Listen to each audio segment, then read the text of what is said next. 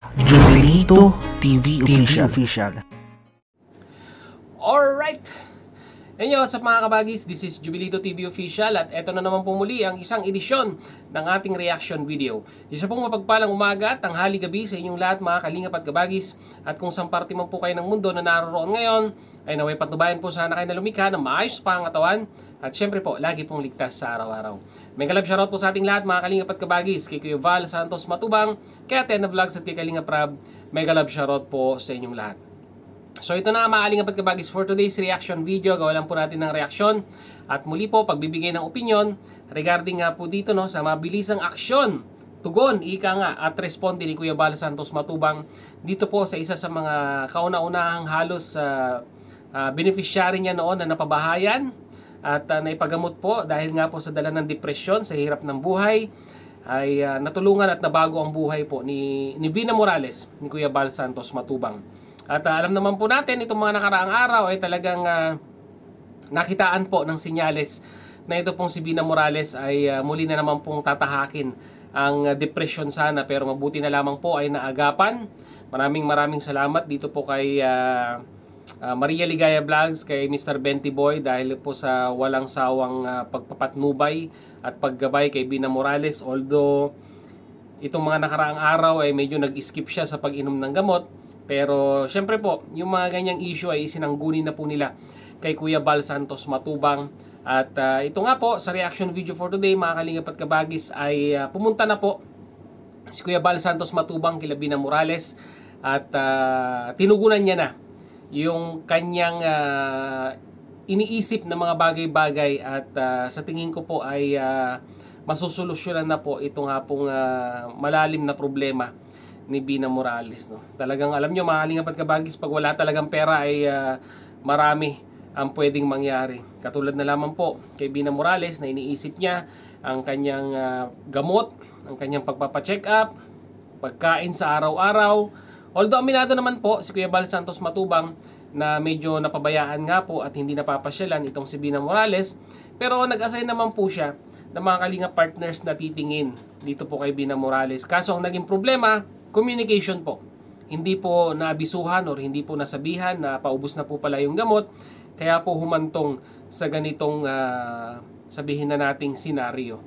So ito, reaksyonan natin tong video ni Kuya Val na kung saan ay in-interview niya nga at tinanong ni Kuya Val Santos Matubang kung ano po ba talaga ang problema ni Vina Morales. So without further ado mga kalingap at kabagis, no, simulan na natin to. Ano ka bang iniisip, Vina? Wala naman. Meron kang galit? May galit ka? Ha? May galit ka, Vina? Wala. Galit. Galit. Ay, meron po. Kanino? Stress. Ha? Stress po. Ba't ka lang stress? Kasi walang pamili kong gamot.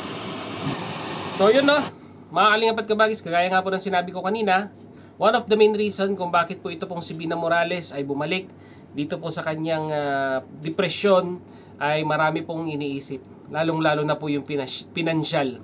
Alam naman po natin na every 3 months, kung hindi po ako nagkakamali, ito pong si Vina Morales ay nagpapa-check up at nireresitahan ng gamot.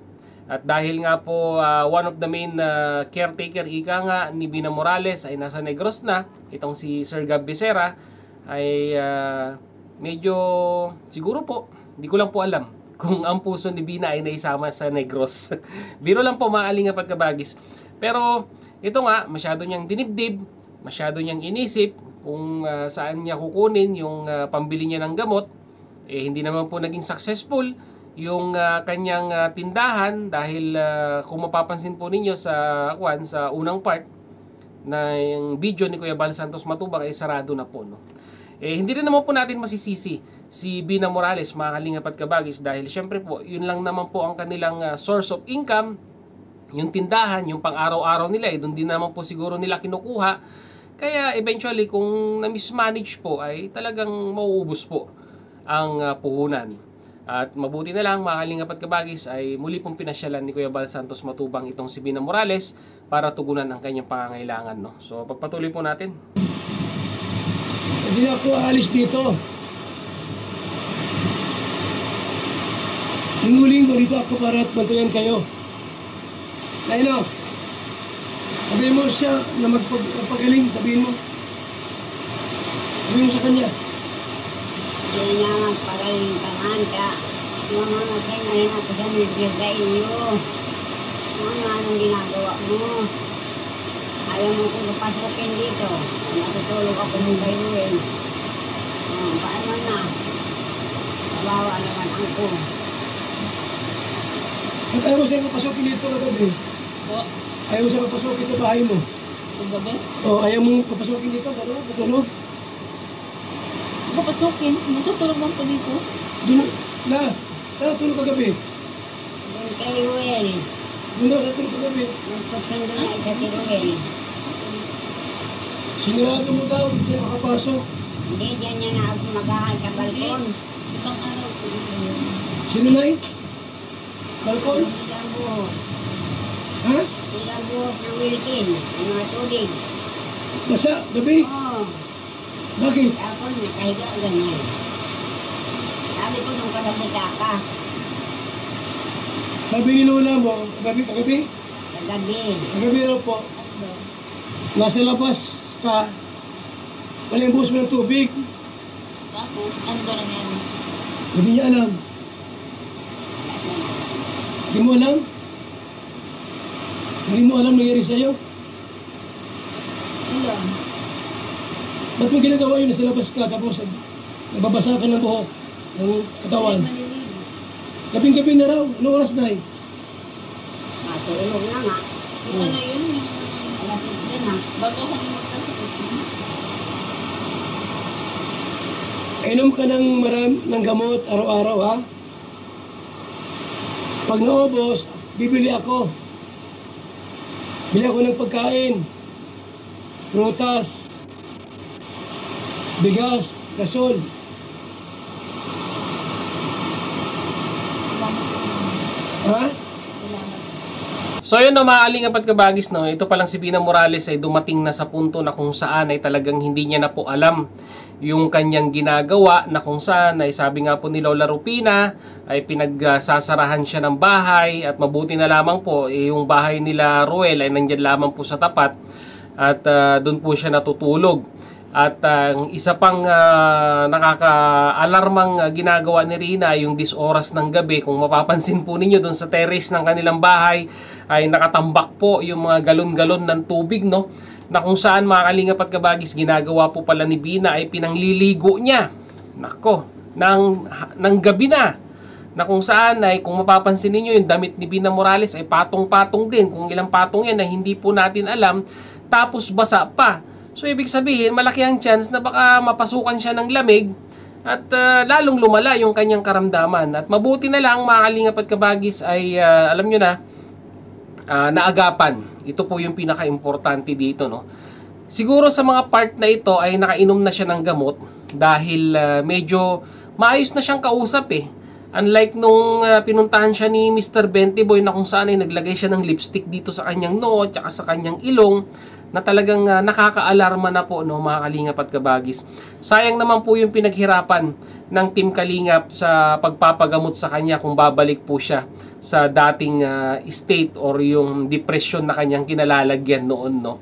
Babagsak ang kanyang katawan at magmumukmuk na lamang po ito, mga kalingap at kabagis, no. Yun po yung isa sa pinaka-the best na nagawang aksyon ngayon ng Team Kalingap, yung naagapan po nila yung kondisyon ni Bina Morales, at pinangakuan naman po ni Kuya Bal Santos Matubang na linggo-linggo po ngayon. Pangako niya yan, linggo-linggo ay papasyalan niya si Bina Morales para i-monitor ang kanyang kalagayan. And at the same time, same day din po, yung araw na yon ay ipinag-grocery ni Kuya Bal Santos Matubang ito pong si Bina Morales, binigyan ng financial aid, binigyan ng pambili ng gamot, at ito pong si Lola Rupina ay binigyan din ng financial na tulong dahil kawawa naman po yung lola ni Bina, no. Kung sa ganitong edad po ni Lola Rupina ay dadanasin niya pa yung muling paghihirap na ginawa niya noong una pong nakita ni Kuya Bal Santos Matubang ito pong si Bina Morales, no. So rest assured, mga kalingap at kabagis, ang aantabayanan na lang po natin ang kanyang check-up. Siguro kung hindi po nila may dala sa Naga, ay hihintayin po nila yung schedule dyan po sa DAET na tuwing Biyernes po, no, mga kalingap at kabagis, ang consultation. At sana ay ma-evaluate muli ng doktor at mabigyan ng narapat na gamutan ito pong si Bina Morales. So, talagang nakakatuwa lang mga kalingap at kabagis dahil alam nyo, isa yan sa mga sinubaybayan ko po noon na vlog ni Kuya Val Santos Matubang, yung ito pong si Bina Morales from the starting hanggang sa, alam nyo na, nabago ang buhay ni Bina Morales. At ito po yung living testament, ika nga, na kung saan ay talagang pag ang depression po ay dumapo or pag tinapik po tayo ng depression ay talagang napakahirap pong labanan. Lalong-lalo na po ngayon, nowadays, mga kalingap at kabagis, marami po ang nadidepress in regards po pagdating sa pera, no? Masyado po nilang iniisip yung kanilang gastusin sa araw-araw, kung saan sila kukuha, ano ang kanilang ipangsusuporta sa kanilang mahal sa buhay, and eventually sa mga hindi na po kayang hawakan yung kapit nila sa buhay ay bumibigay po at nasasadlak sa depression. Yun po yung nakakalungkot na sad reality, ika nga, sa ating komunidad or sa ating bansang Pilipinas, no?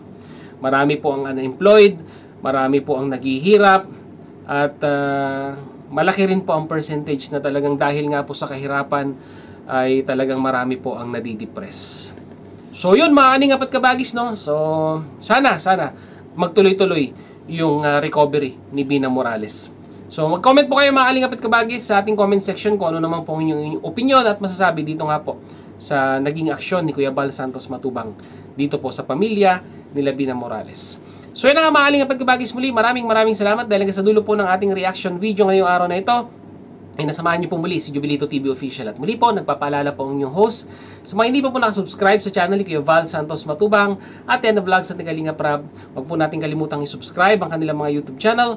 And at the same time, muli po, naglalambing din po ang inyong host. Sa mga hindi pa po nakasubscribe sa channel ni Jubilito TV Official, ay pakihit naman po ang subscribe button at ang notification bell para maging updated pa po kayo sa mga darating nating reaction videos. Once again, this is Jubilito TV Official, member of Team Cause. As I always say mga kalingap and kabagis, peace, God first. God bless po. Bye!